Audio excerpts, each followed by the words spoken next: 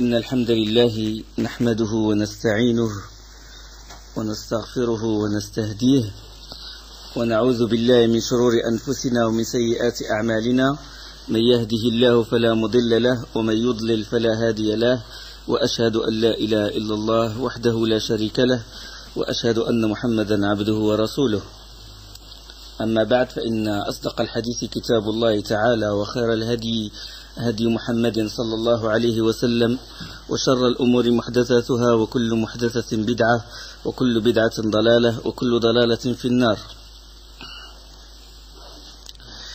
اللهم اشرح لي صدري ويسر لي أمري واحلل عقدة من لساني يفقهوا قولي. Aujourd'hui on va parler d'un sujet très important, un sujet très épineux qui est le destin. Qadar, l'iman bil qadar, le sixième pilier de l'iman. Le sixième pilier de l'iman. Et suivez-moi attentivement. Et normalement, il faut que chacun de vous ait un stylo et qu'il note. Et qu'il ne pose pas de questions avant qu'on termine la leçon. D'accord? Parce qu'on va évoquer ce sujet en détail et pas à pas. Ça veut dire qu'on va monter l'échelle marche après marche. D'accord? Il ne doit pas se poser des questions, il doit me suivre la leçon du début jusqu'à la fin.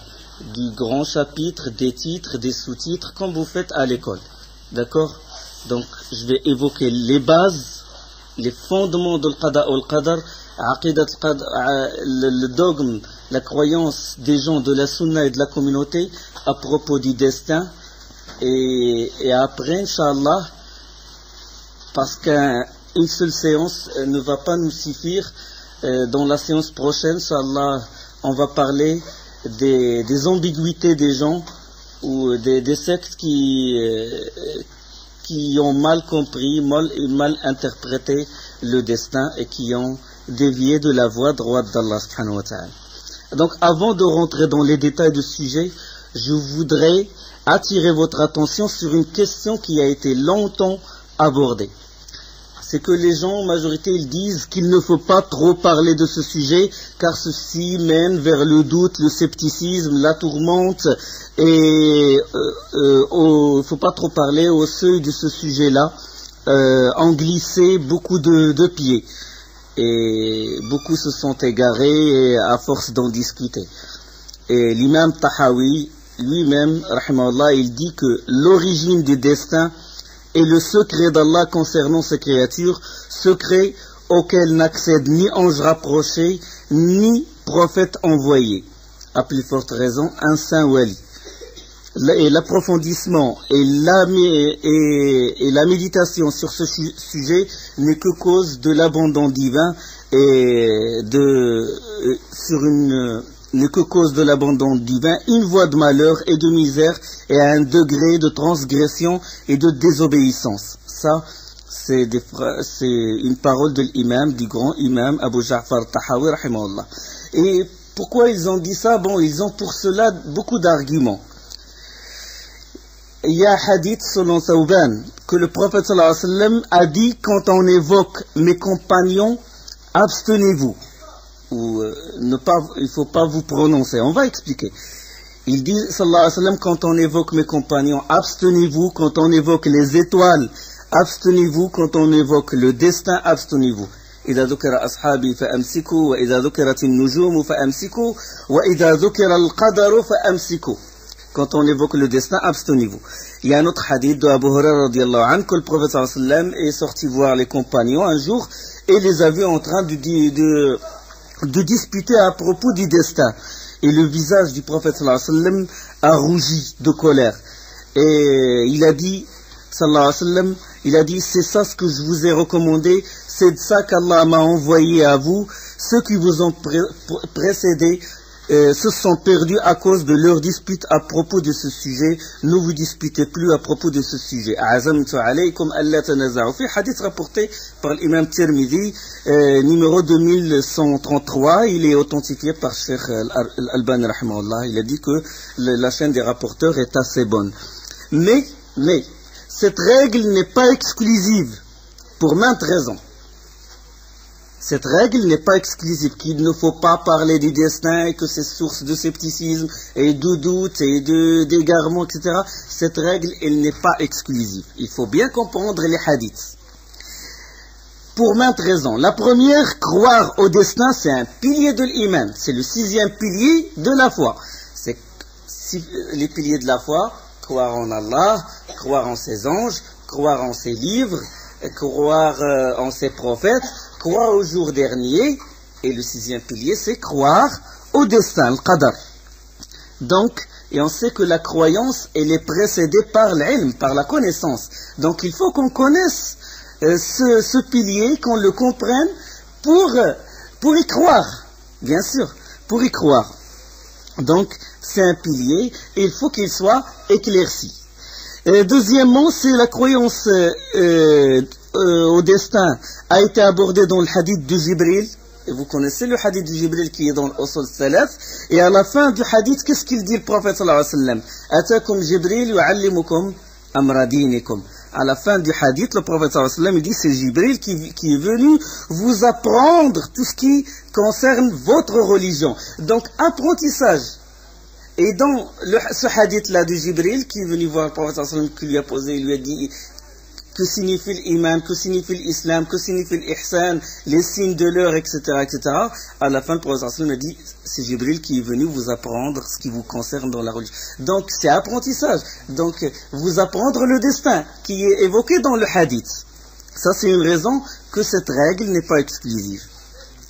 Et il y a aussi, donc, puisque ça rentre dans les 6 piliers, donc y croire, c'est une obligation, c'est un pilier, et donc pour y croire, il faut la comprendre. Et il y a beaucoup de versets du Coran qui parlent du qadar, beaucoup de versets qui en parlent, du destin. Et Allah subhanahu wa ta'ala en a parlé, et Allah nous a dit de méditer sur ces versets. Il dit Kitabun anzalnahu ilayka mubarakun liyatadabbaru ayati wa liyatadhakkara ulul albab afala yatadhakkaruna al-Qur'an am ala qulubin aqfaluha. Donc Allah subhanahu wa ta'ala dit dans un verset comme dans d'autres versets, voici un livre béni que nous avons fait descendre vers toi, Kitabun anzalnahu ilayka mubarakun, que nous avons fait descendre vers toi afin qu'il médite sur ces versets et que les doués d'intelligence réfléchissent. C'est le verset 29 de la sourate 38. Donc il faut méditer aussi sur les versets qui parlent du destin. D'accord? Puisqu'Allah nous demande de méditer sur les versets. Donc les versets qui parlent du destin, il faut méditer là-dessus. Donc il faut les comprendre. Et aussi, regardez, les compagnons ont posé des questions minutieuses à propos du qadar, du destin. Les compagnons, ils ont posé des questions qui sont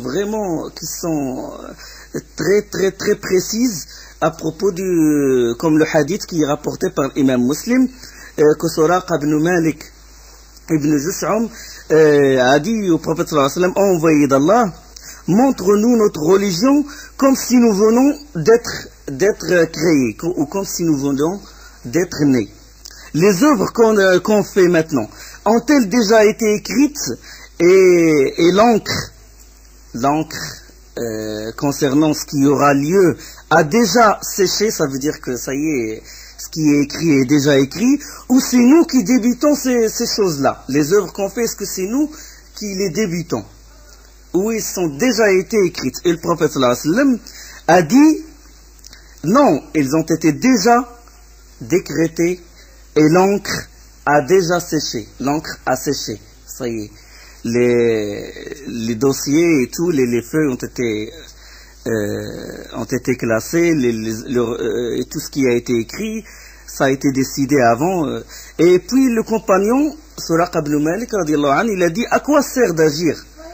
Donc si Allah a déjà écrit, et il a déjà décidé quels vont les gens de l'enfer, il les a fixés, leur nombre, et les gens du paradis et tout, à quoi sert d'agir? Et le prophète sallallahu alayhi wa sallam, il a dit, il faut agir car chacun lui sera facilité la voie vers laquelle il va œuvrer. On va expliquer ça. C'est juste un exemple comme quoi les compagnons ont posé des questions pointilleuse sur le qadar, et pourtant le prophète sallallahu alayhi wa sallam n'a pas reproché à Suraq ibn Malik. Il ne lui a pas dit pourquoi tu as posé cette question, c'est le secret d'Allah, il ne faut pas en parler. Le prophète sallallahu alayhi wa sallam ne lui a pas reproché ceci.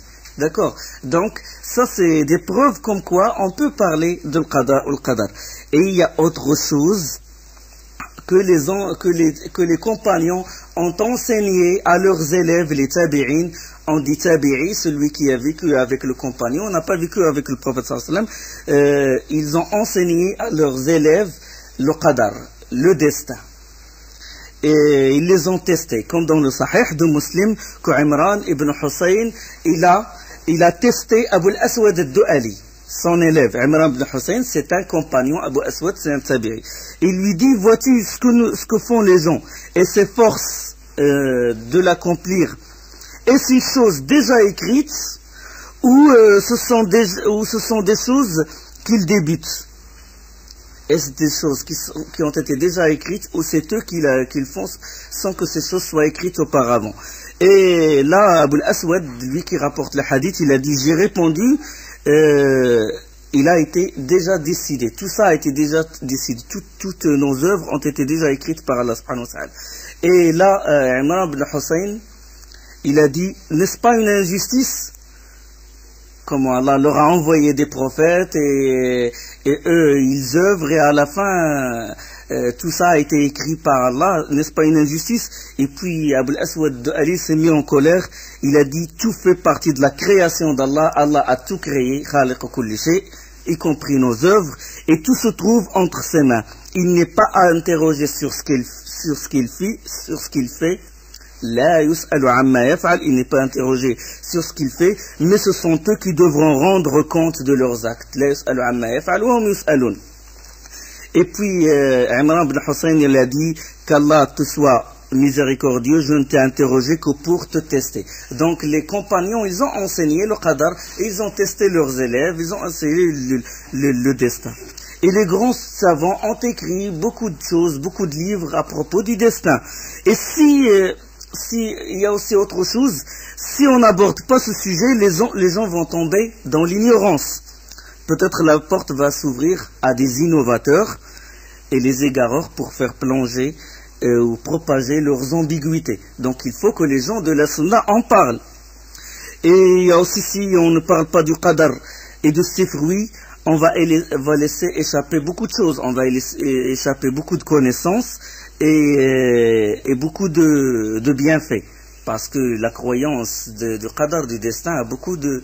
Le musulman, il en profite. Il y a ça. Il y a ça. Et maintenant, comment réunir entre ces textes-là? Comment réunir entre le fait qu'Allah, il a interdit, comment réunir entre les textes qui disent que le qadar, il ne faut pas en parler, c'est le secret d'Allah, et ces textes-là où le prophète sallallahu alayhi wa sallam a répondu à des questions pointueuses sur le qadar, et Allah en a parlé dans le Coran. Comment réunir?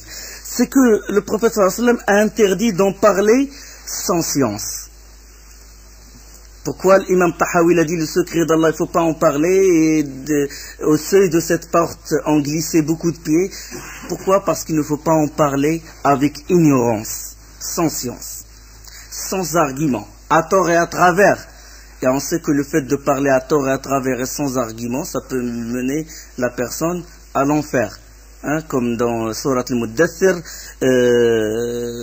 toute âme est l'otage de ce qu'il a acquis, kullu nafsin bima kasabat rahina, illa ashab al-yamin, sauf les gens de la droite, dans des jardins, ils s'interrogeront au sujet des criminels, yatasa'aluna 'anil mujrimin, qu'est-ce qui vous a acheminé à Saqar? Quand les gens de la droite, les gens du paradis vont s'interroger sur les gens de l'enfer. Qui les a menés à Saqar? Saqar, c'est l'enfer, c'est un degré de l'enfer. Et là, les gens de Saqar, les gens de l'enfer, ils vont répondre. Ils diront, nous n'étions pas de ceux qui faisaient la salat. Nous n'étions pas de ceux qui faisaient la salat. Et nous nourrissons pas les pauvres. Mais participant aux discussions importune. Ça veut dire on parle à tort et à travers.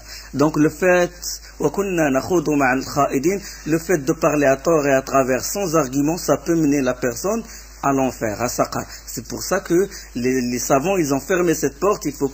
Ils disent il faut pas que les gens en parlent trop. Ça c'est dans Sourate 74, le verset 38 jusqu'au verset 45. قالوا لم نكن المصلين ولم نكن نطعم المسكين وكنا نخوض مع الخائضين وكنا نكذب بيوم الدين حتى أتانا اليقين. Et ce qu'ils ont interdit plutôt, c'est de n'utiliser dans la compréhension du destin que la seule raison, loin de la guidée du livre et de la sunna, car la raison a ses limites. Le fait d'utiliser que le seul aql, la seule raison, ou de dire d'accord, Allah il a écrit, donc il a écrit, et nous agissons et tout, alors pourquoi on agit, pourquoi on fait ça, pourquoi, et poser des questions comme ça. Puisque Allah il a écrit, alors à quoi sert d'agir et de n'utiliser que la raison. D'accord? Donc ça peut mener la personne au scepticisme et au doute. Donc l'exemple de la secte qui s'est égarée dans le Qadar, c'est les Mu'tazila qui ont utilisé la simple raison et qui ont fait prévaloir la raison sur le texte coranique et sur la sunna et la parole des compagnons. Donc c'est pour ça que les savants ont fermé cette porte. Il ne faut pas parler à tort et à travers, discuter, de rentrer dans des discussions importunes et parler à tort et à travers sans argument à propos du destin et de n'utiliser que la raison. Et ils ont fermé cette porte parce que il y a des gens qui cherchent, qui creusent beaucoup. Ils sont très rigoristes. Ils cherchent le secret d'Allah derrière sa création. Ils cherchent pourquoi il a créé ça, pourquoi Allah il a créé, pourquoi il a égaré tel. Et ils cherchent, ils veulent aller loin, alors que c'est derrière ça, c'est Allah subhanahu wa ta'ala, il fait ce qu'il veut. Et c'est pour ça qu'ils ont fermé cette porte. Et aussi que c'est interdit que ça soit un sujet de division. Ça veut dire de se disputer à son propos. Parce que dans le hadith, le prophète s'est mis en colère quand il a vu les compagnons se disputer à propos du qadar. Donc ce qui est interdit, ce n'est pas d'en parler, de l'éclaircir. Ce qui est interdit, c'est d'en faire un objet de dispute et de divergence et de division. Et le hadith l'explique. Le prophète il a dit, quand on évoque les compagnons, abstenez-vous. Quand on évoque les étoiles, abstenez-vous. Quand on évoque le qadar, abstenez-vous. Quand on évoque les compagnons, ça veut dire qu'on ne doit pas parler de leur mérite, qu'on ne doit pas parler de leur sira, de leur vie. Si, le Bukhari il en a parlé, Muslim et tout. Quand on évoque mes compagnons, quand on évoque les divergences qui ont eu lieu après le conflit entre Muawiyah et Ali, et d'évoquer, d'étaler devant tout le monde leurs défauts. Parce que leur qualité, ils l'emportent sur leurs défauts. D'accord? Donc, quand le professeur dit, quand on évoque mes compagnons, abstenez-vous. Ça veut dire ne pas étaler leurs défauts. Ne pas parler des divergences. Parler de ce qui les a réunis plutôt. D'accord? Ne pas trop parler de ça. Quand on évoque les étoiles, bon, on peut... De quoi il parle, le professeur sallam? Il parle de l'astrologie, des signes. Mais l'étude en elle-même, l'astronomie, oui. On peut étudier le mouvement des étoiles, leur naissance, les lumières qu'ils émettent, etc. Et même on peut en profiter de ça. D'accord? Mais quand on évoque les étoiles, ça veut dire que ces étoiles ont un effet sur la vie de quelqu'un et de sa mort, etc. L'astrologie. Hein? Quand on évoque le qadar, ça veut dire qu'on ne doit pas prendre le qadar, le destin, comme sujet de division et de divergence. D'accord? Donc ça, en gros, l'introduction. Et maintenant, on va définir ce que ça veut dire le destin. Taqdir, comme ils disent les ulama, taqdir Allah lil kainat hasba ma sabaqa bi ilmu wa iqtadatu hikmatuh. Le destin, ça veut dire qu'Allah a décrété tout ce qui concerne ces créatures et fixé leur juste proportion et le déroulement des événements avant leur création, conformément à sa connaissance et sa sagesse. C'est ça le destin. Il a tout écrit Et pour bien éclaircir la chose, quand on vous dit c'est quoi croire au destin? C'est quoi croire au destin? Vous répondez croire au destin, c'est croire à 4 degrés. Croire en la connaissance d'Allah, croire qu'Allah a tout écrit, croire en la volonté d'Allah et croire qu'Allah il est le créateur de tout. C'est ça le destin. Qu'Allah il a connu, il a écrit, il a voulu et il a créé. Donc 4 choses. D'accord. Maintenant je vais détailler.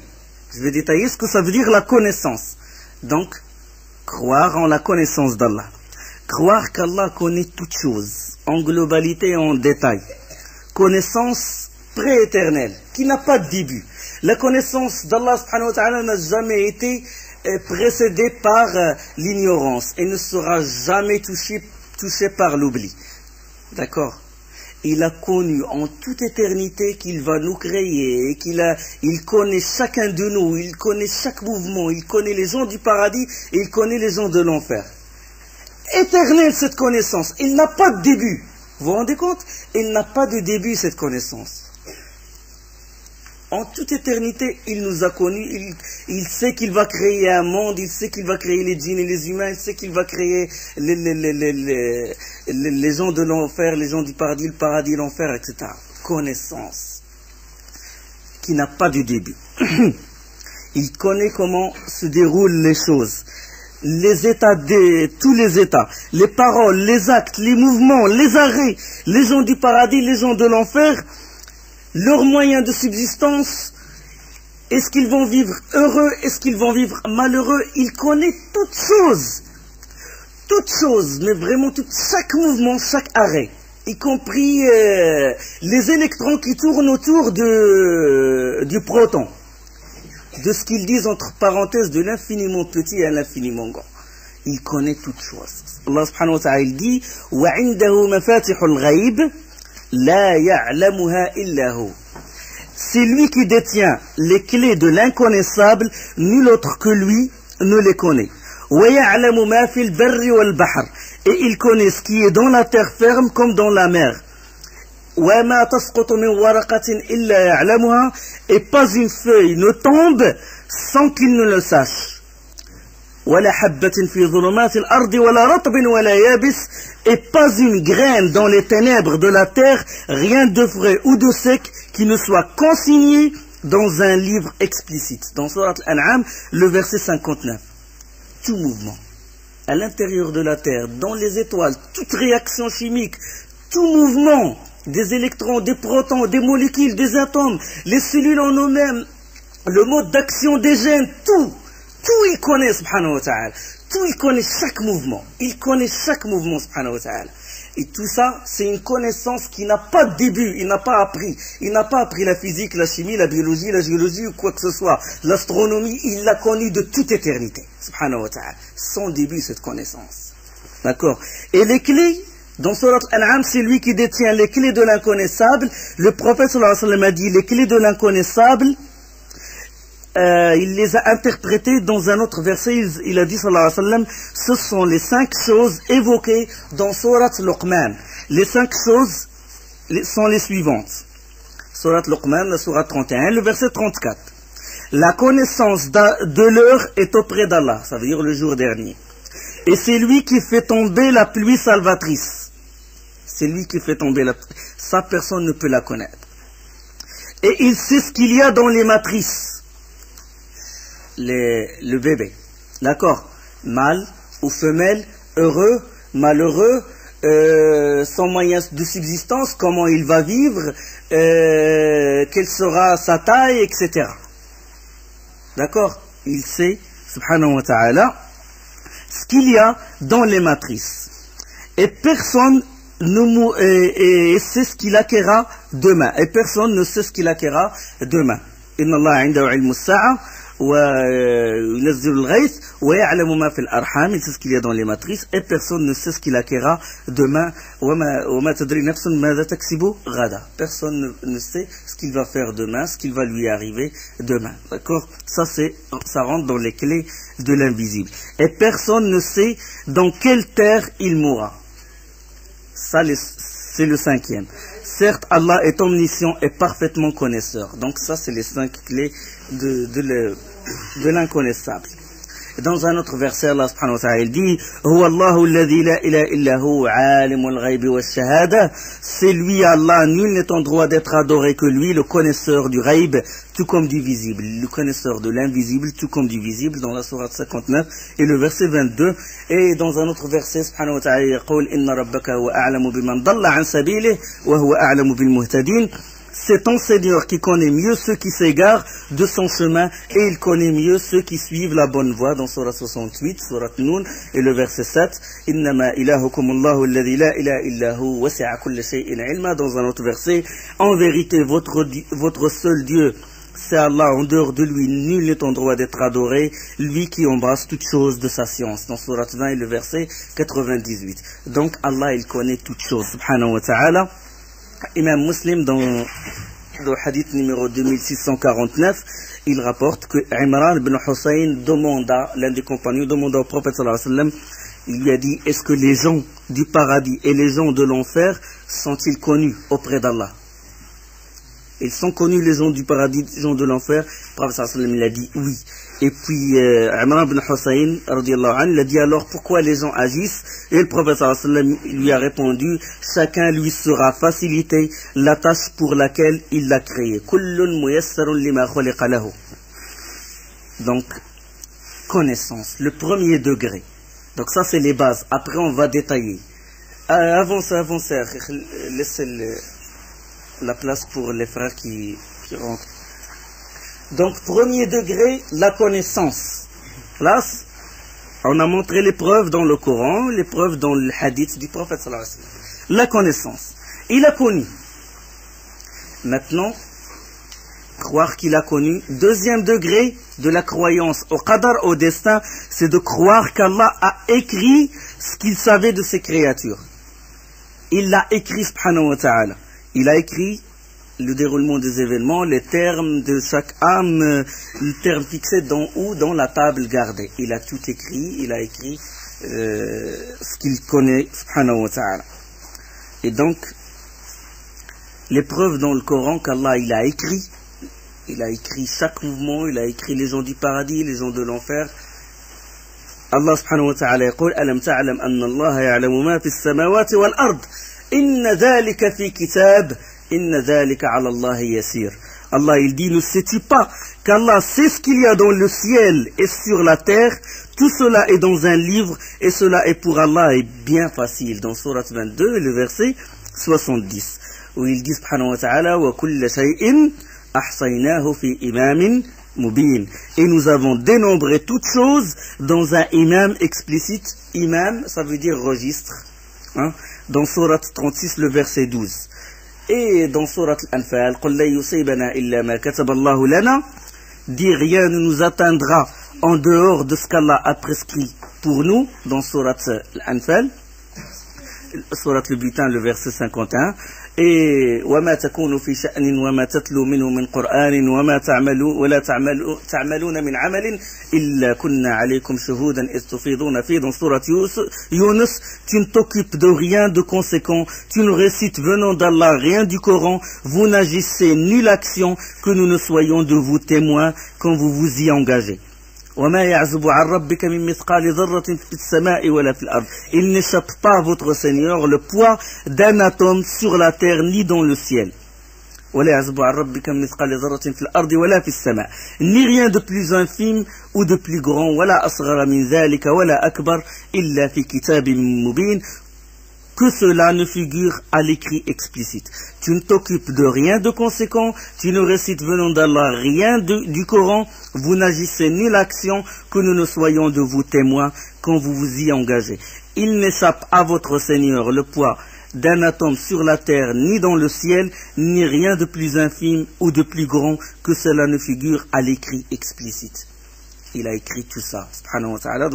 C'est un verset de Surat Yunus, Surat 10, et le verset 61, dans un autre verset, وَمَا مِنْ غَائِبَةٍ فِي السَّمَاءِ وَالْأَرْضِ إِلَّا فِي كِتَابٍ مُبِينٍ. Il n'y a rien de caché dans le ciel et la terre qui ne soit dans un kitab explicite, dans un livre explicite, dans Surat An-Naml, Surat 27, et le verset 75. Donc Allah subhanahu wa ta'ala, il a écrit ça. Il a écrit. D'accord? Il a écrit. Donc, la connaissance, après la connaissance, l'écriture. Ça, c'est des preuves dans le Coran. Les preuves dans la Sunna, l'imam Muslim, il rapporte, selon Abdullah ibn Amr ibn al-As, Abdullah ibn Amr ibn al-As, il a dit, j'ai entendu l'envoyé d'Allah dire, Allah a écrit le destin de ses créatures avant la création des cieux et de la terre de 50 000 ans. Et il ajouta, sallallahu alayhi wa sallam, son trône était sur l'eau. Hadith numéro 2653. Donc, avant la création des cieux et de la terre, il a écrit le destin de toutes choses. Il a écrit tout ce qui va se passer. D'accord? Subhanahu wa ta'ala. Et Abu Daoud, imam Abu Daoud, il rapporte, hadith 4700, qu'Ubad ibn Samit, l'un des compagnons, il exhorta son fils en lui disant, voilà, les compagnons, ils exhortaient leur fils, alors jeunes, en leur parlant du qadar, du destin. Il lui dit, mon fils, tu ne trouveras le vrai goût de la croyance, de l'iman, que si tu saches que ce qui doit t'atteindre ne saurait te manquer. Tu ne trouveras pas le goût de l'iman, de la croyance, le vrai goût, que si tu saches, tu sois convaincu de la chose suivante, que ce qui doit t'atteindre ne saurait te manquer. Et ce qui est rien de ce qui doit te manquer ne saurait t'atteindre. Hein? Rien de ce qui doit te manquer ne saurait t'atteindre. اعلم أن ما أصابك لم يكن ليخطئك وما أخطأك لم يكن ليصبك. Tu ne trouveras pas le goût de l'iman vraiment que si tu saches ça. Il exhortait son fils. Et puis il ajouta, il a dit, j'ai entendu l'envoyé d'Allah dire, parmi les premières choses qu'Allah a créées, c'est le qalam. Le qalam, c'est la plume, si vous voulez. Il lui dit, écris. Il lui dit, écris. Allah demande à la plume d'écrire, comme il a voulu, subhanahu wa ta'ala. Et la plume, elle a répondu à Allah, subhanahu wa ta'ala, il a dit, oh mon Seigneur, que vais-je écrire? Et Allah, subhanahu wa ta'ala, il dit, écris le destin de toutes choses jusqu'au jour de la résurrection. D'accord? Et puis, Ubad ibn Samit, il continua, il dit, oh mon fils, j'ai entendu le prophète sallallahu alayhi wa sallam dire, celui qui est mort sans être sur ceci, sans avoir cru en ceci, au qadar, ne fera pas partie de ma communauté. Clair. Hadith rapporté par l'imam Muslim. Dans les deux sahih, les deux shuyukh, les deux shaykhan, l'imam Bukhari et Muslim, le prophète sallallahu alayhi wa sallam a dit, il n'y a pas d'âme sans qu'Allah a écrit sa demeure, soit au paradis, soit en enfer, et sans qu'Allah a écrit si elle est heureuse ou malheureuse. Hadith rapporté par shaykhan. Et selon Amr ibn al-As, l'envoyé d'Allah, un jour est sorti nous voir. Amr ibn al-As qui rapporte, l'un des compagnons du prophète sallallahu alayhi wa sallam, il rapporte que le prophète sallallahu alayhi wa sallam est sorti nous voir en tenant 2 livres chacun d'une main. Et il dit, connaissez-vous ces 2 livres? Ils ont dit, les compagnons ont dit, non, envoyé d'Allah, informe-nous à propos de ce livre. Et il dit, sallallahu alayhi wa sallam, en désignant le livre qu'il tenait de sa main droite, il a dit, celui-là est un livre du Seigneur des mondes, il contient les noms des gens du paradis, les noms de leurs pères et ceux de leurs tribus. Il a fixé leur nombre, point d'augmentation ni de diminution au nombre fixé. Et il dit, sallallahu alayhi wa sallam, en désignant le livre qu'il tenait de sa main gauche, celui-là est un livre du Seigneur du monde, il contient les noms des gens de l'enfer, les noms de leurs pères et ceux de leurs tribus, il a fixé leur nombre, ils sont comptés jusqu'au jour dernier, point d'augmentation ni de diminution au nombre fixé. Hadith rapporté par l'imam Ahmad et l'imam Tirmidhi, dans Sunan Tirmidhi, ce hadith numéro 2141, c'est un hadith Hasanun Sahihun Gharib. Et Cheikh al-Mubarak Fouri, le grand savant indien du hadith, il a dit ce n'est pas loin de dire que ce sont de vrais livres, car Allah est omnipotent, et ce n'est pas un sens figuré, c'est le sens propre que que le prophète sallam leur a montré de vrais, les deux livres, en vérité, ce sont des vrais livres. Allah, il fait ce qu'il veut, subhanahu wa ta'ala. Et donc, après avoir parlé maintenant des 2 degrés, la connaissance, l'écriture, on va parler de ce qu'on appelle les décrets, taqdir. Allah, il a décidé, il a écrit, et on va distinguer 4 décrets. On va avancer 5 décrets, astaghfirullah. Et vous allez comprendre, petit à petit vous allez comprendre ça. Le premier décret, c'est le décret général.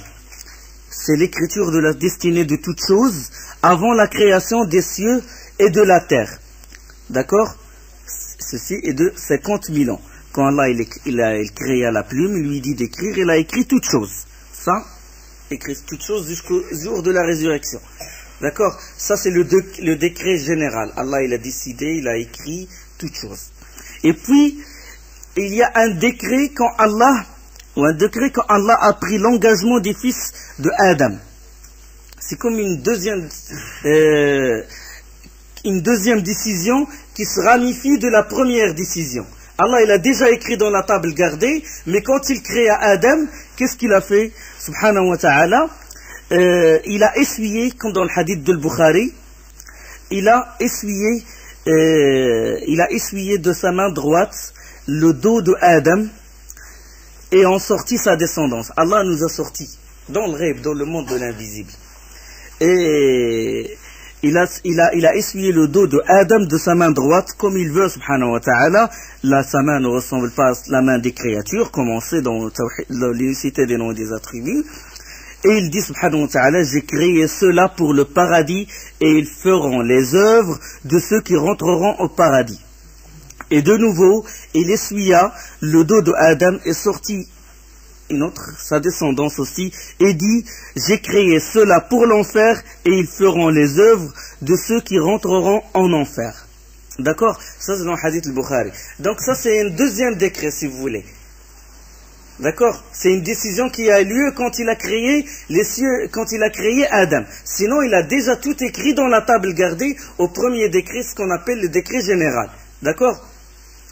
Quand il demanda à la plume d'écrire, il a écrit toutes choses. Et quand il créa Adam, il fait une décision, d'accord, qui se ramifie de la première décision.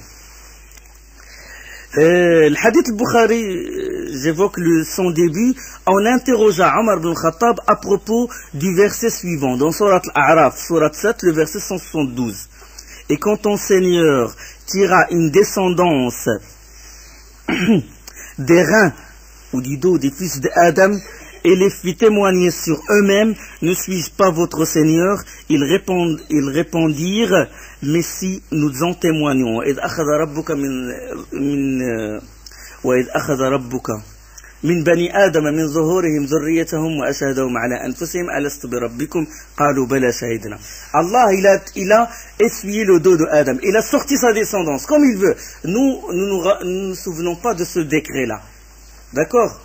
Allah fait ce qu'il veut, subhanahu wa ta'ala. Il a sorti cette descendance et il a dit, est-ce que vous témoignez que je suis votre Seigneur? Et ils ont dit, nous témoignons. D'accord? Et ce témoignage, il est en nous-mêmes. Chaque personne qui naît, en chacun de nous, il y a cette croyance qu'Allah il est le créateur, c'est la fitra. D'accord? C'est la prime nature, c'est la nature originelle. D'accord? Il est en nous-mêmes. On l'a gardé. On ne se souvient pas de ce décret, on ne se souvient pas de cet engagement. Allah subhanahu wa ta'ala l'a fait quand il a créé Adam. D'accord? Il l'a fait et il a sorti la descendance qui est vouée à l'enfer et celle qui va être destinée au paradis. Quand le prophète sallam a dit ceci, un homme intervient. Et il dit, à quoi alors ça sert de faire les œuvres? À quoi ça sert d'agir puisque ça y est, les gens du paradis sont destinés à être au paradis, les gens de l'enfer sont destinés à être en enfer. Et le prophète sallam lui expliqua, il lui a dit, si Allah honoré et glorifié, a créé le serviteur pour le paradis, il va l'utiliser pour faire les œuvres qui feront qu'il fasse partie des gens du paradis. D'accord? Jusqu'à ce qu'il meure avec un acte de ce que font les gens du paradis. Et là, il va entrer, et il y entre. Et quand il crée la personne destinée à être en enfer, il l'utilise pour faire les œuvres des gens voués à l'enfer jusqu'à ce qu'il termine sa vie avec un acte de ce que font les gens de l'enfer. Puis il entre en enfer, comme a expliqué le professeur. Donc si Allah subhanahu wa ta'ala a destiné que quelqu'un soit au paradis, il va l'utiliser, il va lui faciliter le chemin vers le paradis, et la personne, il va agir, il va faire les actions des gens du paradis. D'accord. Donc ça c'est le deuxième décret. C'est la deuxième déclaration, la deuxième décision d'Allah subhanahu wa ta'ala, quand il essuya le dos de Adam. C'est ce qu'on appelle le décret quand il a pris l'engagement des fils de Adam. Il y a une remarque, c'est Ibn Baz rahimahullah, il dit que ce décret, il rentre dans le premier. Et il a dit c'est le choix de Ibn Taymiyyah, ça dans le dogme wasitide. De toute façon, il a pris une classification, il a dit que ce décret-là, quand Allah il a pris l'engagement des fils d'Adam, il rentre dans le décret, le décret général, quand Allah créa le qalam, il lui dit d'écrire. Le troisième décret, c'est le décret relatif à l'âge. À l'âge. D'accord? C'est là où se décide tout ce qui va se passer au serviteur dans sa vie, jusqu'à sa mort, jusqu'au terme de sa vie. D'accord? Il va vivre heureux ou malheureux, et ce décret, il a eu lieu quand? Il a eu lieu quand le fœtus a 4 mois. D'accord? Quand il est dans le ventre de sa mère et qu'il a 4 mois, Allah lui envoie un ange, comme dans le hadith rapporté par le Bukhari et Muslim, Ibn Majah, Ibn Mas'ud, il rapporte l'envoyé d'Allah, et ça c'est toujours la parole d'Ibn Mas'ud, l'envoyé d'Allah, et c'est lui le véridique, le digne d'être cru, nous a fait ce discours. Il dit sallallahu alayhi wa sallam, on consacre 40 jours à la création de l'un de vous dans le ventre de sa mère pour en faire une goutte de liquide.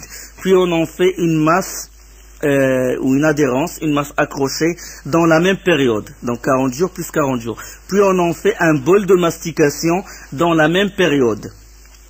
Puis on lui envoie l'ange qui insuffle en lui l'âme et on demande à l'ange d'écrire 4 choses. Écrire sa subsistance, son rizq, la durée de sa vie, la valeur de son œuvre et sa prédestination, soit en enfer, soit au paradis. Ça veut dire heureux ou malheureux.